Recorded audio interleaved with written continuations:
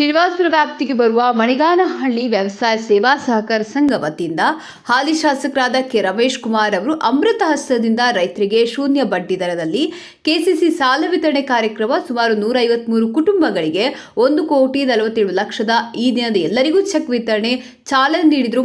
ಈ ಸಂದರ್ಭದಲ್ಲಿ ಶಾಸಕರು ಮಾತನಾಡಿ, ಸಾಮಾನ್ಯವಾಗಿ ಸಾಲ ತೆಗೆದುಕೊಳ್ಳುವುದು ಕಷ್ಟವಾಗ್ತದೆ. ಖಾಸಗಿ ಬ್ಯಾಂಕ್ನಲ್ಲಿ ಸಾಲ ತೆಗೆದುಕೊಂಡಾಗ ವ್ಯವಹಾರಗಳು ಬಂದಾಗ ಏರ್ಪೇರಾಗ್ತದೆ. ಆದರೆ ಸರ್ಕಾರಿ ವ್ಯವಸಾಯ ಸೇವಾ ಸಹಕಾರ ಸಂಘದಲ್ಲಿ ಎಲ್ಲ ಕುಟುಂಬಗಳಿಗೆ ಸಕಾಲಕ್ಕೆ ಸಮರ್ಪಕವಾಗಿ ಸಿಗುತ್ತದೆ ಎಂದರೆ ತಪ್ಪಾಗಲಾರದು. ಈಗಾಗಲೇ ಮಣಿಗಾನಲ್ಲಿ ವ್ಯವಸಾಯ ಸೊಸೈಟಿ ಮುಖಾಂತರ ವ್ಯಾಪ್ತಿ ಎಲ್ಲ ರೈತರ ಕುಟುಂಬಗಳಿಗೆ ಹಾಗೂ ಶ್ರೀಶಕ್ತಿ ಸಂಘಗಳ ಗುಂಪುಗಳಿಗೆ ಸುಮಾರು 8 ಕೋಟಿ ಹಣವನ್ನು ನೀಡಿದ್ದೇವೆ ಎಂಬುದಾಗಿ ತಿಳಿಸಿದರು.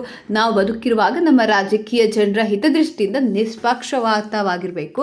ಸಾಲ ನೀಡುವಲ್ಲಿ ಯಾವುದೇ ಪಕ್ಷಭೇದ ಮರೆತು ಬಡ ಕುಟುಂಬಗಳ ಹಿತದೃಷ್ಟಿ, ವಿದ್ಯಾರ್ಥಿಗಳ ಜೀವನದ ಬಗ್ಗೆ ಚಿಂತನೆ ಮಾಡಿ ಸಮರ್ಪಕವಾಗಿ ನೀಡುವುದು ನಮ್ಮ ಕರ್ತವ್ಯ. ಮುಂದಿನ ದಿನಗಳಲ್ಲಿ ಕಾಂಗ್ರೆಸ್ ಪಕ್ಷ ಅಧಿಕಾರಕ್ಕೆ ಬಂದರೆ ಎಲ್ಲ ರೈತಾಪಿ ಜನರಿಗೆ ಶೂನ್ಯ ಬಡ್ಡಿ ದರದಲ್ಲಿ 5 ಲಕ್ಷ ಹಣವನ್ನು ನೀಡುತ್ತೇವೆ ಎಂಬುದಾಗಿ ವಿಶ್ವಾಸ ನೀಡಿದರು. ಈ ಸಂದರ್ಭದಲ್ಲಿ ಜಿಲ್ಲಾ ಪಂಚಾಯತ್ ಮಾಜಿ ಸದಸ್ಯರಾದ ಮ್ಯಾಕ್ಲ ನಾರಾಯಣಸ್ವಾಮಿ, ಸಮಾಜ ಸೇವಕರು, ಡಿಸಿಸಿ ಬ್ಯಾಂಕ್ ನಿರ್ದೇಶಕರಾದ ಬಿವಿ ವೆಂಕಟರೆಡ್ಡಿ, ಜನಪರ ನಾಯಕ ಕೆಕೆ ಮಂಜುನಾಥ್ ರೆಡ್ಡಿ, ಬ್ಲಾಕ್ ಕಾಂಗ್ರೆಸ್ ಅಧ್ಯಕ್ಷರಾದ ಮಂಜುನಾಥ್ ರೆಡ್ಡಿ, ಬೋರ್ವೆಲ್ ಕೃಷ್ಣಾರೆಡ್ಡಿ, ಅಧ್ಯಕ್ಷರಾದ ನಾಗದೇನಹಳ್ಳಿ ಸೀತಾರಾಮ್ ರೆಡ್ಡಿ, ಸಂಜಯ್ ರೆಡ್ಡಿ, ಮಾಜಿ ಪಂಚಾಯತ್ ಅಧ್ಯಕ್ಷರಾದ ಲಕ್ಷ್ಮಣ್ ರೆಡ್ಡಿ, ವ್ಯವಸಾಯ ಸಹಕಾರ ಸಂಘದ ಅಧ್ಯಕ್ಷರಾದ ಬಿವಿ ಸುರೇಶ್ ರೆಡ್ಡಿ, ಮುಖ್ಯ ಕಾರ್ಯನಿರ್ವಹಣಾಧಿಕಾರಿ ನಾರಾಯಣ್ ರೆಡ್ಡಿ, ಗೌರವಾನ್ವಿತ ಎಲ್ಲ ಸದಸ್ಯರು ಉಪಸ್ಥಿತರಿದ್ದರು.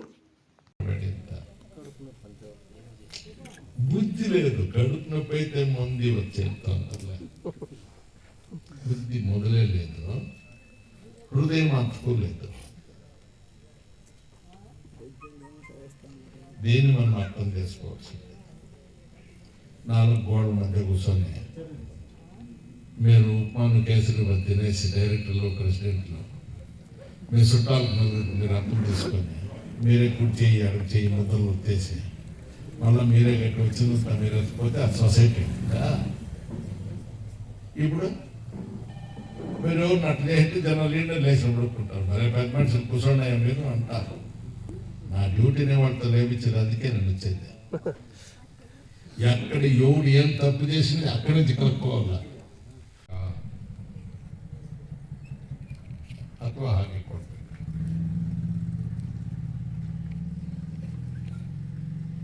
ಸಾಮಾನ್ಯವಾಗಿ ಸಾಲ ತಗೊಳ್ಳೋದು ಕಷ್ಟ ಇದ್ದಾಗ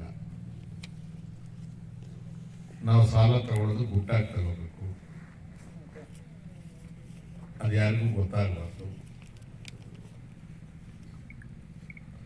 ಕೊಡೋರಿಗೂ ಪ್ರಚಾರ ಆಗೋದು ಇಷ್ಟ ಇರೋದಿಲ್ಲ, ತಗೊಳ್ಳೋರಿಗೂ ಪ್ರಚಾರ ಆಗೋದು ಇಷ್ಟ ಇರೋದಿಲ್ಲ.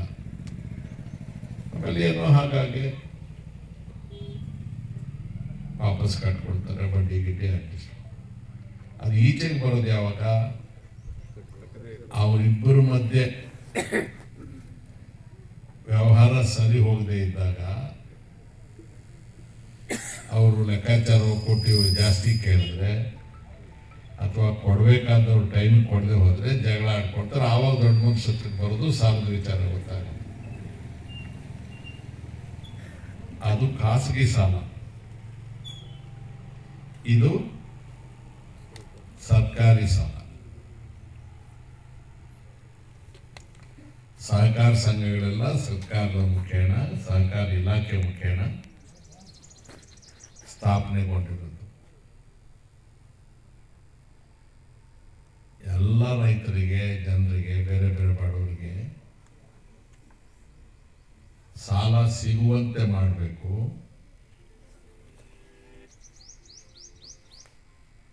ಬಡ್ಡಿ ಕಡಿಮೆ ದರದಲ್ಲಿರಬೇಕು. ಮತ್ತೆ ಏನೇನು ಯೋಜನೆಗಳಿದೆ ಅಂತ ಜನರಿಗೆ ಗೊತ್ತಾಗ.